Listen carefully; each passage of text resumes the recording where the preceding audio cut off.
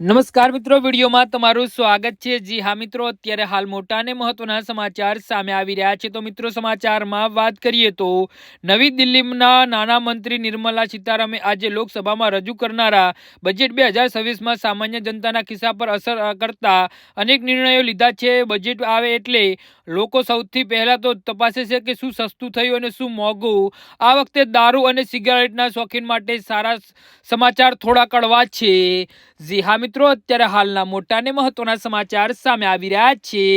તો બજેટમાં કરવામાં આવેલા નવા કરવેરાના ફેરફારોના કારણે દારૂ અને તમાકુના બનાવટો મોંઘી થવાની પૂરેપૂરી શક્યતા છે। જો કે દારૂ પર ટેક્સ લગાડવો એ રાજ્ય સરકારનો વિષય છે, પરંતુ કેન્દ્રીય બજેટમાં અમુક નિર્ણયો તેની કિંમત પર સીધી અસર કરે છે। નાણાકીય વર્ષ 2026 અને 27ના બજેટમાં કેન્દ્ર સરકારે દારૂના ભંગાણ અને ખનિજોના વેચાણ પર લાગતા ટેક્સ કલેક્ટેડ અને એક્ટોસોર્જના દરોમાં ફેરફાર કર્યો છે। આ દર જે પહેલા 1 હતો એ વધારીને હવે 2 કરી દેવામાં આવ્યો છે। આ ફેરફારની સીધી અસર ઉત્પાદન ખર્ચ પર પડશે।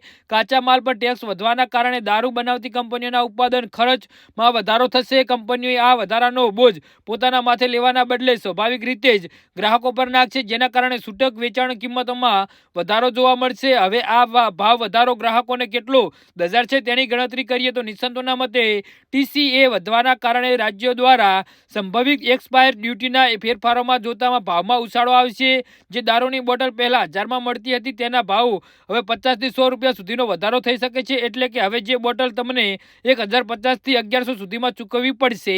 જી હા મિત્રો, તો આના વિશે તમારું શું કહેવું છે તો નીચે મારી કમેન્ટ બોક્સમાં જરૂરથી જણાવજો। ધન્યવાદ।